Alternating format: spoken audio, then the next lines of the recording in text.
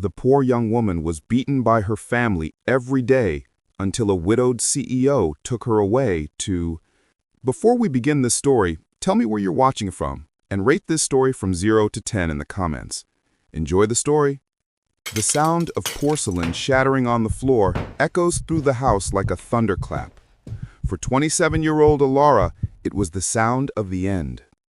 She stands paralyzed, her eyes fixed on the white shards scattered across the dirty kitchen floor. A simple slippery plate, a trivial mistake, but in that place, mistakes were paid for with pain. Her heart hammers, not from surprise, but from a familiar dread. She slowly lifts her eyes and finds him standing in the doorway. Her father, Richard, a man whose presence was a permanent storm cloud over her life. His face was red, the veins bulging in his neck. "You can't do anything right, can you?" His voice was low, a dangerous growl that made her cringe. "Dad, it was an accident. His palm cuts through the air and strikes her face with brutal force. Pain explodes in her cheek, blurring her vision with spots of light. The impact throws her to the floor, right into the middle of the shard she had just created. Through the ajar living room door, she sees the silhouette of her mother, Maria, motionless, silent, a passive spectator to her suffering, which somehow hurt even more. "An accident?" he scoffs, approaching her like a predator. "You're the accident, a useless burden I've had to carry since the day you were born." The words, as sharp as the porcelain shards under her knees, tear through her soul. He grabs her by the arm, the force of his fingers making her whimper, and lifts her only to shove her against the wall. Her head hits with a dull thud, and for a second, darkness welcomes her. When consciousness returns, he is staring at her with a disgust that annihilates her from the inside. "Clean up this mess," he spits the words, "and if I hear a single sound from you, I swear you'll regret being born." He turns and leaves, leaving a vacuum of silence, filled only by the silent sobs she tries to swallow. Huddled on the floor, the taste of blood in her mouth, Alara looks at her own trembling hands. This violence was nothing new. The humiliation was her routine. But something that night was different. Maybe it was the coldness in his eyes, or the absolute void where her mother's love should have been. It was the snap, not of the plate on the floor, but of something inside her. The last fiber of hope she thought she had lost transformed into a flame of determination. Enough. As she cleaned up the shards and her own blood from the floor, a decision formed in her mind, as clear and sharp as the pieces of porcelain in her hand. She would leave. She didn't know how or where, but she would keep walking until the air she breathed was her own, until the ground she walked on wasn't a minefield of fear. What she didn't know, as she made that silent promise to herself, was that her desperate escape would not lead her into a void. Fate was about to place her in the path of a powerful man, a widowed CEO who lived in a world of luxury and pain, a man whose heart was as shattered as the world she was about to leave behind. The darkest night of her life was, in fact, the beginning of everything. Hundreds of miles from Alara's private hell, in a skyscraper that pierced the clouds of New York, Adrian Thorne, 35, commanded his empire. His office was a sanctuary of minimalism and power. Glass, steel, and a panoramic view of the city that bowed at his feet. He was the personification of success, impeccable suits, a watch worth more than Alara's house, and a sharp gaze that intimidated entire boards. But behind the facade of authority, there was a void. On his perfectly organized desk, next to stacks of multi-billion-dollar contracts, was a single silver picture frame. In it, a woman smiled, her eyes full of a life that had been extinguished too soon. Adrian looked at the photo of his late wife, and the armor of the ruthless CEO cracked, revealing a man haunted by loss and an overwhelming loneliness. He had the world, but he had no one to share it with. The need to protect, to care for someone pulsed within him like a phantom limb, a function for which he no longer had a purpose. His assistant enters, cautious. "Mr. Thorne, about the visit to the charity project in Cleveland?" Adrian doesn't look away from the photo. "Cancel it. Send the check. My presence won't make a difference." "Sir, it's the project for female victims of abuse. Your late wife started it. They were counting on your presence for the inauguration." Her name hits him. He sighs, the stiffness returning to his posture. He put the photo in the drawer, locking his emotions away with it. "Fine, have the jet prepared, but I'll be brief." He stands up, adjusting the knot of his tie as if arming himself for battle. The visit to that charity center would be a painful reminder of his wife and the world of emotions he spent his days trying to keep locked away. He would go, but he would shield himself behind the CEO's armor, cold, distant, and focused only on business. Adrian's private jet lands smoothly on the runway. A few minutes later, he descends the steps and gets directly into a black luxury sedan waiting for him. The transition is quick, efficient, and impersonal, like everything in his life. Now in the car, Adrian glides silently through the same gray streets Ilara knew so well. The visit to the charity center was exactly as he expected, impersonal, full of fake smiles and statistics that didn't capture the true face of suffering. He felt like a hypocrite, signing checks from within his bubble of privilege as he headed back to the airport. It's at that moment that he sees her. Ilara had made it.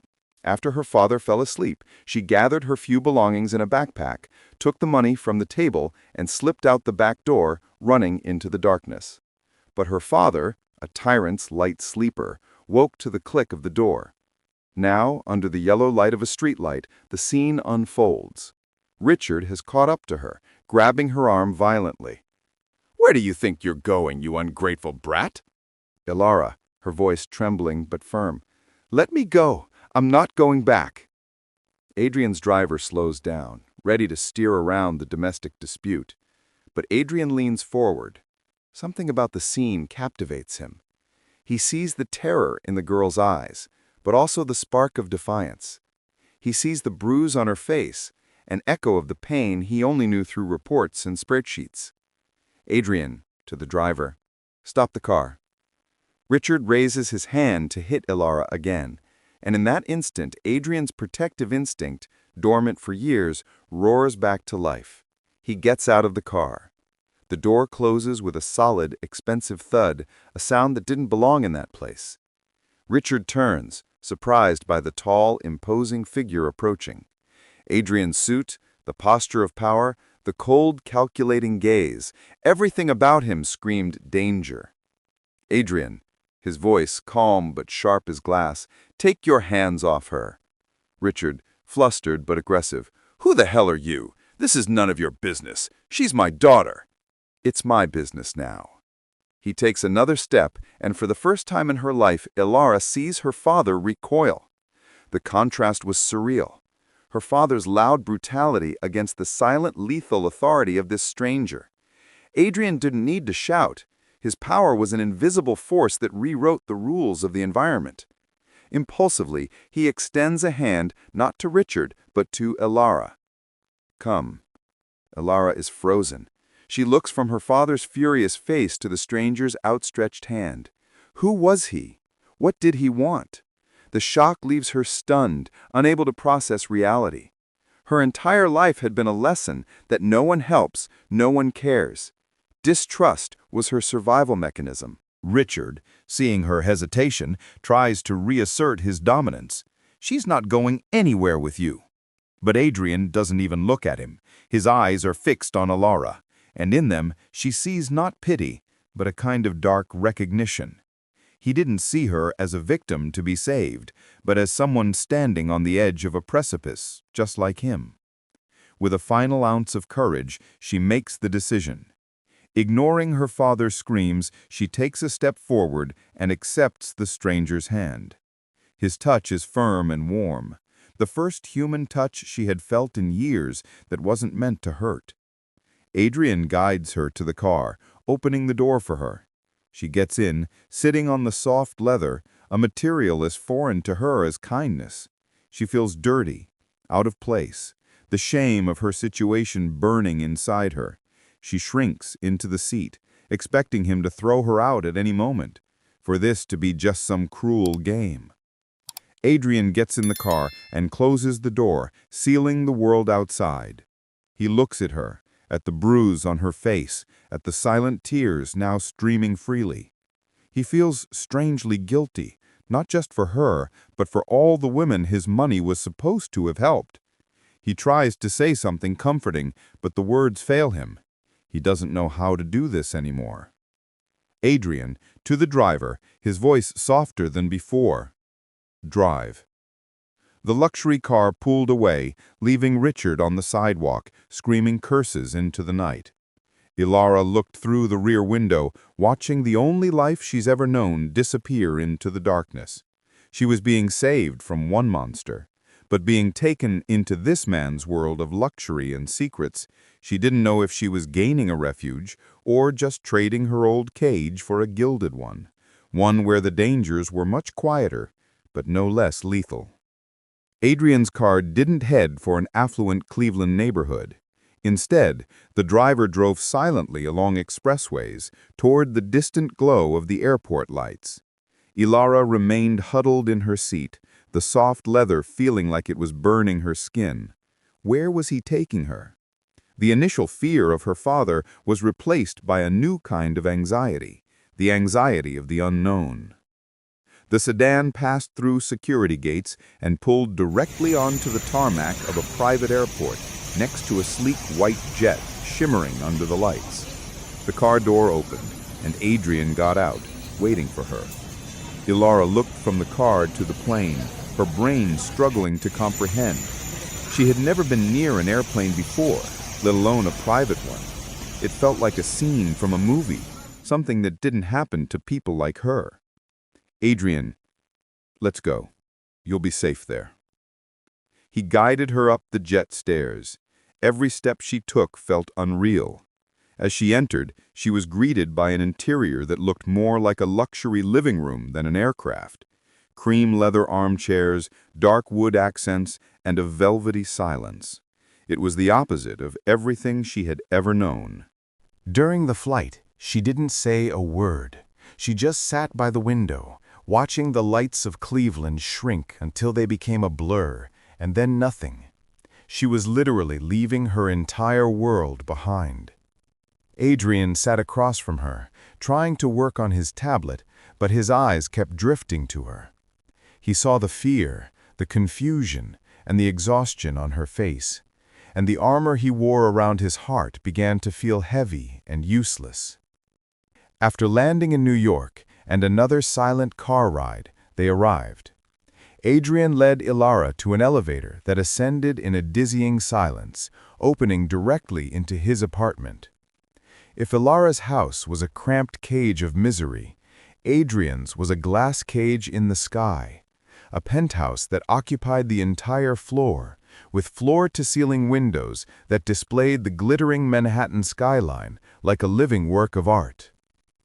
Ilara stopped at the entrance, hugging herself, feeling small and dirty amidst so much sterile perfection.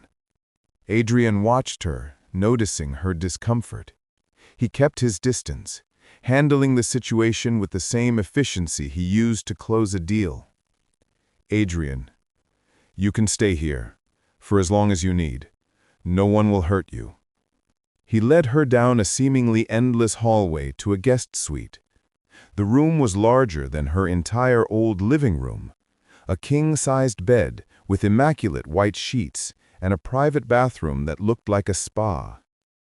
Adrian, there are clean clothes in the closet, standard size. They should fit for now. If you need anything, ask Mrs. Gable, the housekeeper. She comes in the morning. He spoke practically, avoiding eye contact. It was his way of protecting himself, of not getting involved. Ilara, her voice a whisper, Why are you doing this? Adrian hesitated. The simple question disarmed him. Adrian, because no one else did. He turned and left, closing the door softly, leaving her alone in the silent vastness of her new reality. Alone in the luxurious room, Ilara didn't feel relief, but an overwhelming panic. She walked to the giant bathroom mirror and stared at her reflection. The bruise on her cheek, the tattered clothes. She was a stain in this immaculate world. She didn't belong here. Gratitude warred with a deep shame and a paralyzing fear. No one had ever given her anything without wanting something in return. When would he get tired of her? When would the bill for this generosity come due? The thought of going back, as insane as it seemed, crossed her mind. The pain she knew was, in a way, safer than the uncertainty of this new life. But the memory of floating above the clouds, leaving it all behind, made her recoil from the idea. No, going back was no longer an option. That night, she didn't sleep. She wandered the dark penthouse like a ghost, marveling at and terrified by the city lights outside. The freedom she had dreamed of was lonely. She had escaped a physical prison only to find herself in an emotional one, where the biggest threat was her own self-doubt. Adrian couldn't sleep either. In his home office, he tried to focus on reports, but his mind kept drifting to the silent girl in the guest room. Her presence in his home was a disturbance. He found himself more involved than he ever planned. The image of her bruised face, of her silent defiance, wouldn't leave him. He felt a cold anger for what she had been through and an irrational guilt that his charity work was so disconnected from the brutal reality of the street. He opened a drawer and took out his wife's picture frame. How could he even think about someone else? Keeping his distance was the only safe option. That's what he told himself. But when he passed by the hallway and saw her, curled up on the sofa near the window, looking out at the city as if she were the loneliest person in the world, his resolve wavered. He approached, and without a word, placed a wool blanket over her shoulders. Ilara flinched, but upon seeing who it was, she relaxed slightly. It was a small gesture, but it was the first time anyone had treated her with gentleness. In that silence, a fragile bridge of trust began to be built between them. But they didn't know that every brick of their new foundation was being watched by envious eyes, and that a storm, engineered by ambition and jealousy, was already forming on the horizon, ready to destroy everything. A few weeks passed. A quiet routine settled into the penthouse. Adrian and Ilara coexisted in a careful orbit, marked by small gestures. A coffee he would leave for her before he left, a book she would find on the table. Her presence was beginning to fill the void in his life, and the security he provided was allowing her wounds to begin to heal. He had even convinced her to accept a private tutor so she could finish her studies, a first step toward building a future that was solely her own. But in the heart of Adrian's empire, at Thorn Industries, another force was watching. Victoria Vance, 40, was the company's chief operating officer and the closest woman to Adrian since his wife's death. Elegant, brilliant, and ruthlessly ambitious, she saw herself as the natural heir to the throne beside him, both at work and in life. Her relationship with Adrian was a complex web of professional loyalty and an unrequited desire that festered into possessiveness. She walks into his office without knocking, a privilege only she possessed. She finds him standing by the window looking out at the city, but his mind is clearly elsewhere. There was a softness in his expression she hadn't seen in years. "Victoria, a penny for your thoughts, darling? Or should I assume they're worth a few billion and are on next week's merger?" Adrian turns, forcing a professional smile. "Victoria, just reviewing the strategy." "Of course you were." She approaches, adjusting his tie with an intimate familiarity. "You seem distracted lately. Lighter, in a way. Don't tell me you finally took a vacation without telling me." Her tone is playful, but her eyes are like a hawk's, analyzing every micro-expression. She knew something had changed, and Victoria hated changes she didn't control. Victoria's curiosity became an obsession. She used her influence to investigate discreetly. It didn't take long for her to find out about the guest in Adrian's penthouse, a girl with no name, no past, taken off the street. For Victoria, alarm bells rang. She chose the perfect moment for her first attack. She found Adrian in his office at the end of a stressful day. "Adrian, I need to talk to you as your friend, not your colleague. I've heard you've taken in a young woman in your home.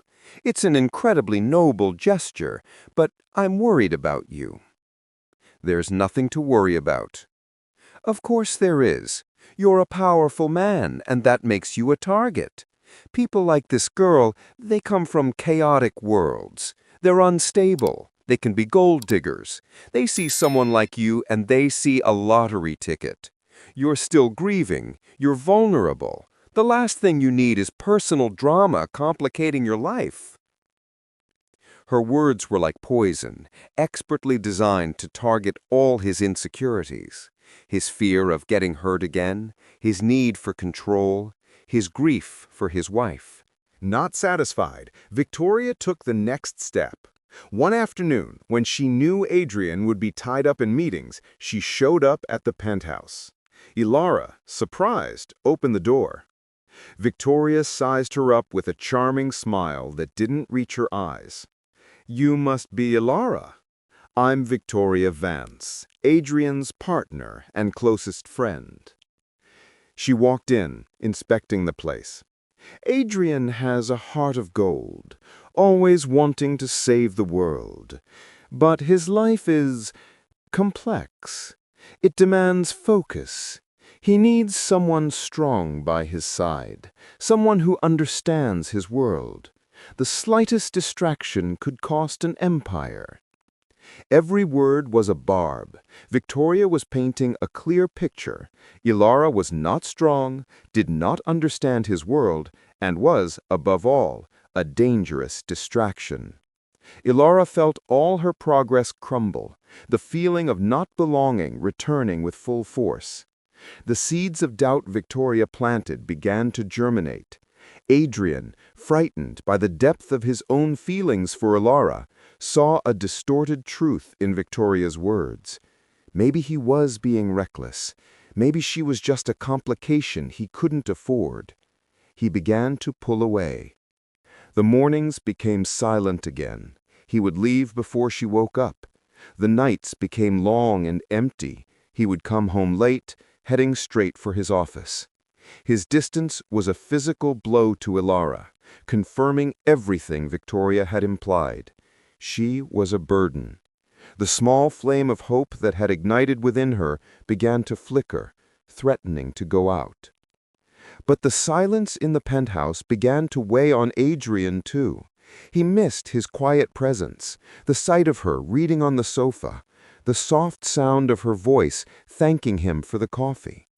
The order and control he sought by pulling away only left him with the same emptiness he felt before.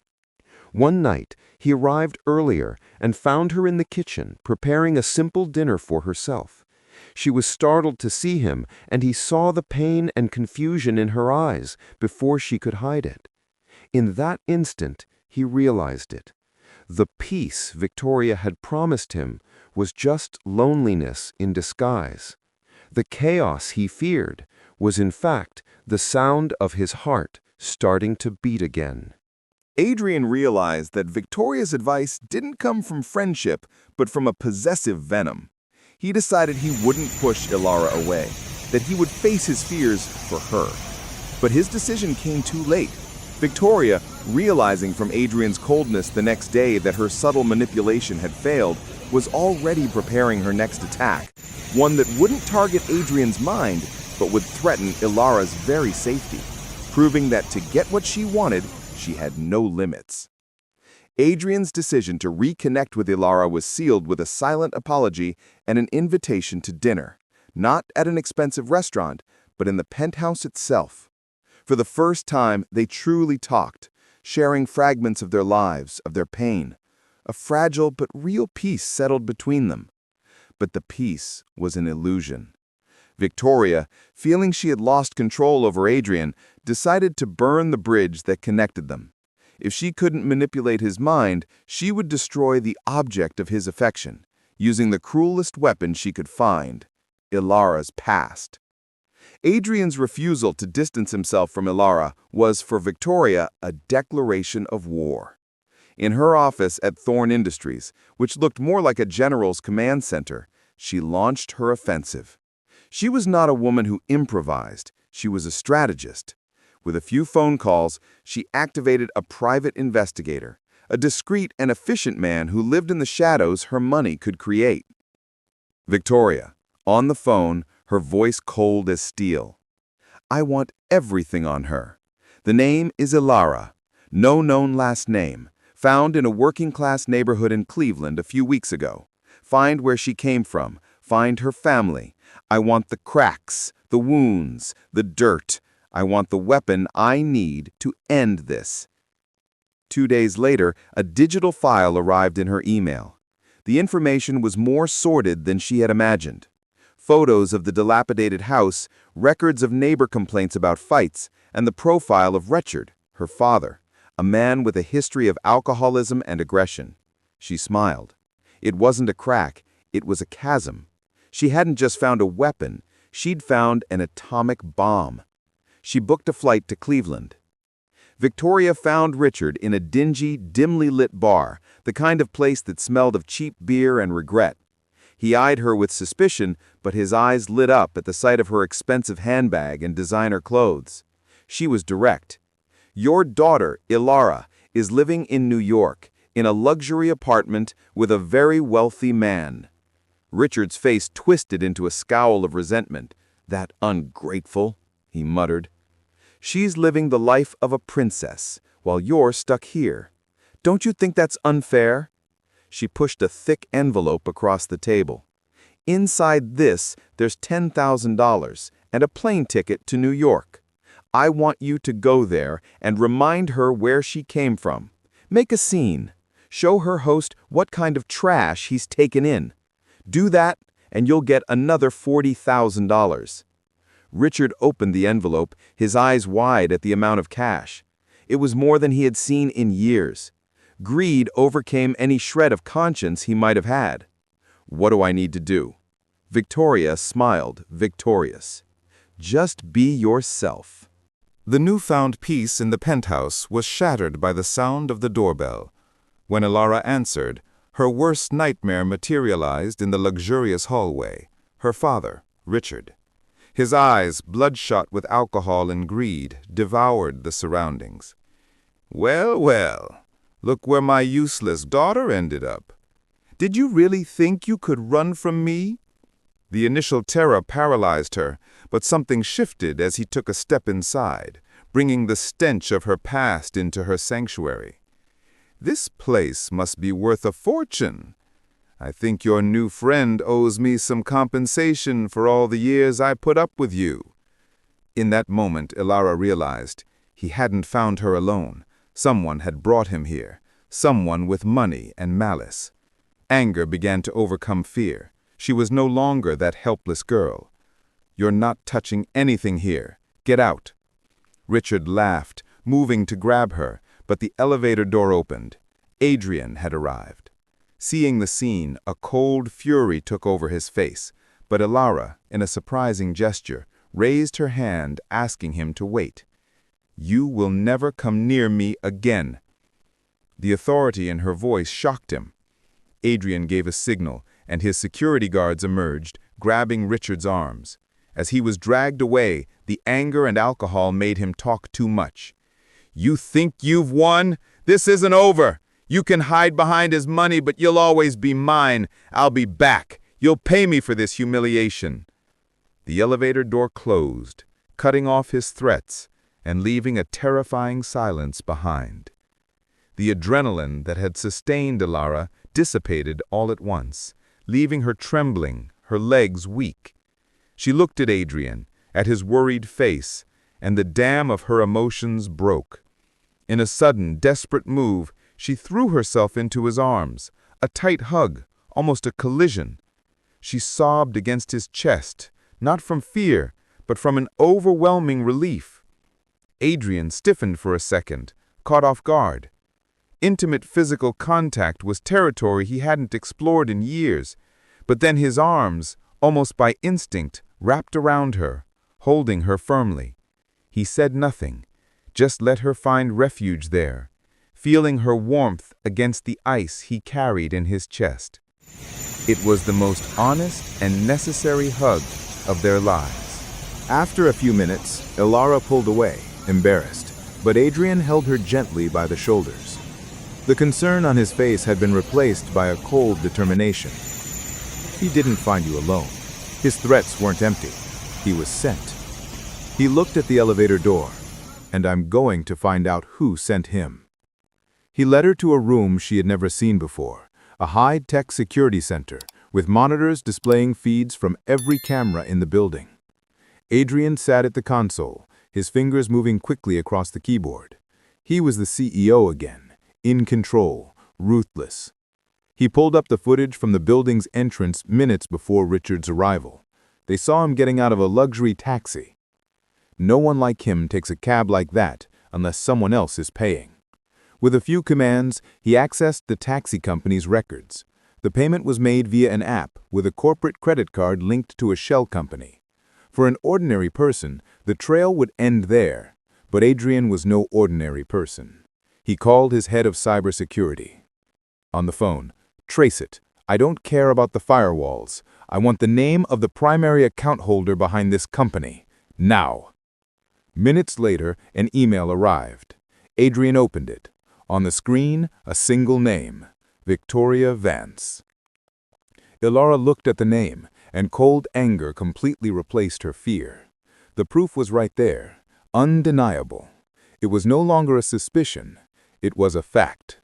She looked at Adrian, and in his eyes, she saw the same calculated fury. Ilara and Adrian's entrance into Victoria's office was silent and deadly. Victoria tried to smile, but the smile died when she saw the expressions on their faces. "Adrian, darling, to what do I owe the visit?" Adrian tossed a tablet onto her desk. On the screen, the credit card transaction and her name, highlighted. "You paid him. You found the monster from her past and unleashed him in my home. You threatened her." Victoria's mask fell away, her face contorted with pure venom. "I did what was necessary, to protect you from a gold-digging tramp who has you bewitched. I did it for you, for us." Ilara stepped forward, her voice unwavering. "You didn't do it for him. You did it for yourself. You couldn't stand the thought of seeing him happy. You wanted to keep him broken so that he would need you. You thought I was weak. That was your mistake." "Adrian, it's over, Victoria. Clean out your desk. You're fired. And if you come within 10 yards of Ilara or me again, my lawyers will destroy you with harassment and coercion lawsuits." Defeated and exposed, Victoria glared at them, but there was nothing left to say. She had lost. In the silence that followed her departure, Adrian turned to Ilara. There was so much to be said, but the words felt heavy and inadequate. He had protected her, and she had shown a strength he never imagined. But what were they now? Savior and saved? Protector and protected? The line was blurry and dangerous. The ride back to the penthouse was made in a thick silence. It wasn't a comfortable silence, but a vacuum filled with unasked questions and undeclared feelings.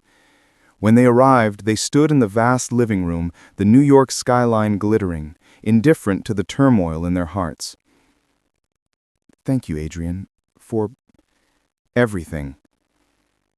"You don't have to thank me. You were extraordinary." An intense look passed between them, a moment where everything could have been said, but fear and uncertainty won. What would happen if he said what he felt? What if she rejected him, or worse, accepted out of gratitude? And for Ilara, how could she express her feelings without confirming Victoria's accusation of being a gold digger? They both pulled back. I'm tired. I think I'll go to bed. He just nodded, watching her walk away down the hall. The battle against Victoria had been won, but now, alone, they faced a new battlefield, their own hearts. The next morning, Ilara woke up in her luxurious bed, feeling more lost than ever. She was safe, she was free, but she wasn't truly independent. Every piece of clothing she wore, every bite of food she ate, was a gift from Adrian. And after the look they shared the night before, she knew that staying here would be accepting a dynamic that her newfound strength could no longer tolerate. She loved the security he provided, and a part of her, a part that scared her, was falling in love with the man behind the CEO's armor. But that was precisely why she had to leave. She couldn't build a genuine feeling on a foundation of debt and dependency. She needed to prove to the world and to herself that she was not the social climber Victoria accused her of being. Sitting at the laptop Adrian had given her, she didn't open her study materials. Instead, she began to search entry-level jobs in NYC, small apartments for rent in Brooklyn. The path would be difficult, maybe impossible, but it would be hers. It was the final step of her liberation. Adrian spent a sleepless night in his office, a barely touched bottle of whiskey on the desk. The image of Ilara confronting her father, her courage in Victoria's office, the desperate hug and the vulnerable look afterward, it all replayed in his mind. He looked at the picture of his late wife. For years he had lived in a grief that became his identity. But Ilara's arrival wasn't a betrayal of that memory. It was the sound of a window opening in a room that had been sealed for too long. He realized that the feeling consuming him wasn't pity or responsibility. It was love. A terrifying, overwhelming love. But how could he tell her? The power dynamic between them was a chasm. He was the billionaire who took her off the street. A declaration of love now could sound like a demand, a form of ownership. He feared she would feel pressured to accept, that she would see his love not as a gift, but the final price for his help. He had saved her from her father's cage. The last thing he wanted was for her to feel trapped in a gilded cage of his own making. Determined to at least clear the air, Adrian went to find Ilara. He wanted to tell her she could stay as long as she wanted, with no strings attached, that the home was as much hers as it was his. He found her in her room, the laptop screen glowing. He looked over her shoulder, and his heart sank. The screen was full of job listings and cheap rentals. "You're leaving?" Ilara quickly closed the laptop, her face flushing. "Adrian, I have to. You've done more for me than anyone in my entire life, but I can't keep living on your charity. I need to stand on my own 2 feet. I don't want you to think I'm what Victoria said I was." The pain in her voice hit him. She was leaving because of her pride, but also because of him. "Is that why you're leaving? So I won't think you're a user?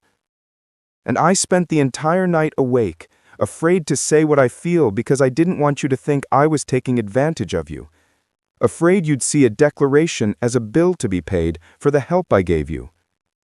They stared at each other, the air crackling with the revelation. Their fears were mirror images of one another.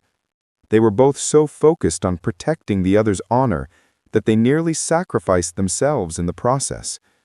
In that moment, the power dynamic, the debt, the past, it all fell away. They weren't the CEO and the rescued girl. They were just Adrian and Ilara.